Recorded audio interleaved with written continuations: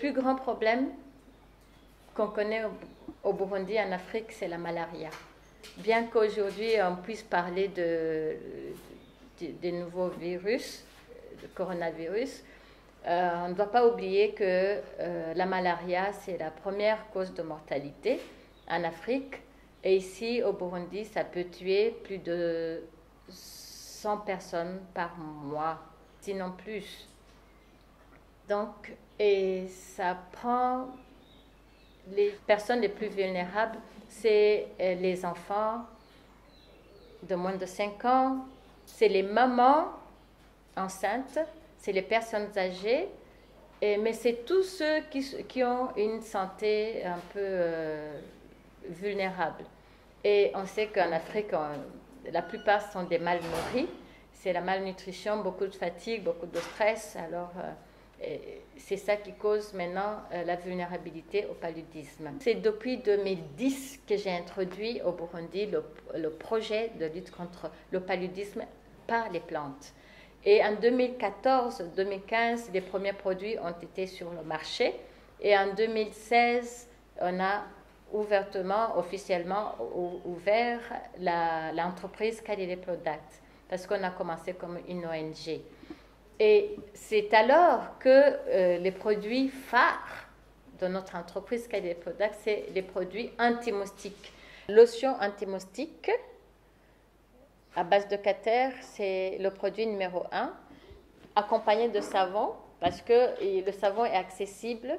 Et le savon, c'est l'odeur, il faut que l'odeur reste sur la peau et que ça renforce aussi la lotion que tu vas mettre. Mais heureusement, le savon à la cater a d'autres vertus, d'autres propriétés. Ce n'est pas que l'antimoustique, ça a d'autres effets dermatologiques. Ça protège la peau contre les maladies fongiques et contre les maladies bactériennes. En plus de ça, nous avons des produits, des désinfectants pour le nettoyage, les nettoyants grande surface et les nettoyants petite surface. On mélange avec de l'eau et puis on nettoie le sol, comme ça pour éviter que les moustiques viennent se multiplier dans la maison. Et on évite à l'intérieur, avant d'aller au lit, les piqûres de moustiques. Mais nous avons aussi, comme les gens sont déjà infectés par le paludisme, nous avons des tisanes à base toujours des plantes autochtones ou des plantes venues d'ailleurs comme l'artémisia. Et l'artémisia, il y a l'artémisia annua et l'artémisia d'origine africaine. Hein. Et alors, l'artémisia annua, on la cultive, mais aussi l'artémisia afra. Alors, on connaît l'artémisia parce que c'est une plante qui est utilisée même dans l'industrie pharmaceutique et c'est la base de tous les médicaments antipaludéens. Les gens qui ont perçu notre message d'utiliser des antimoustiques pour éviter les piqûres de moustiques, de désinfecter et de nettoyer leur maison à base de ces produits et d'utiliser les tisanes pour nous désinfecter maintenant dans les antiparasitaires, antipalus, comme à base d'artémisia, eh bien, ces gens n'ont pas cessé seulement de tomber malades dans leur famille. Ils ont dit bye-bye à la malaria. C'est-à-dire, c'est éradiqué dans les ménages, le paludisme. Alors, nous avons des cas où les gens tombaient malades 2 fois, 3 fois par mois. Et aujourd'hui, on dit que ça fait 2 ans, 3 ans que les gens ne tombent plus malades. Pas seulement une seule personne dans la famille, mais toute la famille est maintenant dispensée de cette maladie. Alors, c'est notre succès. Si on peut sauver une vie, c'est notre succès. Mais de l'autre côté, tant qu'on parle encore des victimes du paludisme, on sera toujours à l'œuvre, on sera toujours en train de sensibiliser, on sera toujours en train de produire pour un plus grand nombre, pour que les gens puissent connaître ces produits-là. D'année en année, on augmente notre capacité de production. Depuis 2016, on avait de petites unités de distillation, mais aujourd'hui, on est en train d'étendre notre capacité de production Et avec le financement de BioInnovate Africa, qui a financé la construction de l'usine et l'achat des équipements pour l'extraction des huiles essentielles et pour la fabrication des tisanes. Et là, on va produire des grandes unités. Je veux vous dire que avant, on produisait vraiment de petites quantités et on ne pouvait même pas distribuer nos produits partout dans tout le Burundi. Et parce que il y a beaucoup de gens qui achètent pour amener à l'extérieur du Burundi. Mais aujourd'hui, avec l'unité de production qui est en train de se construire, avec l'usine de production qui est en train de se construire à Bubanza, eh bien là-bas, on va produire pour le Burundi, pour la région et pour la région East Africa, mais aussi pour l'exportation en dehors, en Afrique partout et en dehors de l'Afrique. Au fait, le succès de Kalile Product s'évalue au nombre de consommateurs que nous avons, au nombre de consommateurs et des recettes qu'on fait.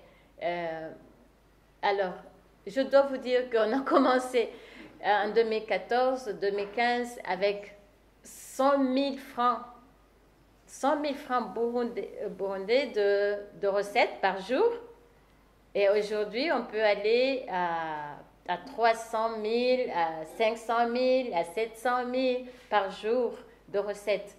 Alors ça, c'est notre succès, mais parce que ça veut dire les consommateurs de nos produits. Et aussi le nombre de clients, de notre clientèle, pas seulement au Burundi, c'est de plus en plus connu, mais aussi à l'extérieur, les gens qui en demandent, les demandes augmentent. Notre succès, c'est aussi les tisanes qu'on donne gratuitement. Quand les gens viennent et qu'on offre des tisanes à boire ici, avant, on pouvait offrir un thermos ou 2 thermos par jour. Aujourd'hui, on peut en offrir facilement 10 thermos par jour.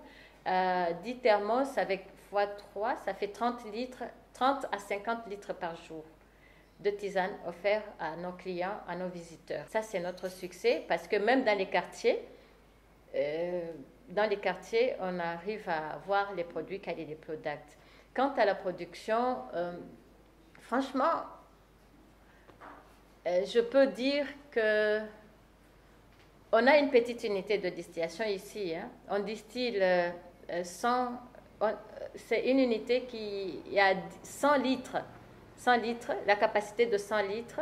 Alors, ça peut faire par jour, si on fait 4 distillations, si on arrive à faire 4 distillations par jour, on peut faire facilement entre 80 et 100 kilos par jour. Mais à Bubanza, on va avoir besoin de 3 tonnes de matière végétale par jour. Dans cet ensemble de l'éco-village, il y a une grande partie de l'usine. L'usine qui va transformer les plantes, d'où phytologie, qui va transformer les plantes cultivées ici à Bubanza, et dont nous avons les échantillons ici dans l'éco-village, mais cultivées dans tout le Burundi. Et on va transformer ces plantes en huile essentielle, en huile végétale, c'est-à-dire les feuilles et les racines, on les transforme en huile essentielle. Les graines et les noix, on les fait en huile végétale et on fait des tisanes. Ça sera tout le processus de A à Z. Et l'usine que vous avez et que vous voyez là est construite sous les normes internationales pour que l'usine soit certifiée avant même la transformation, puisque les équipements qui vont y être installés sont déjà certifiés par les normes internationales. La lutte contre le paludisme est notre objectif numéro 1.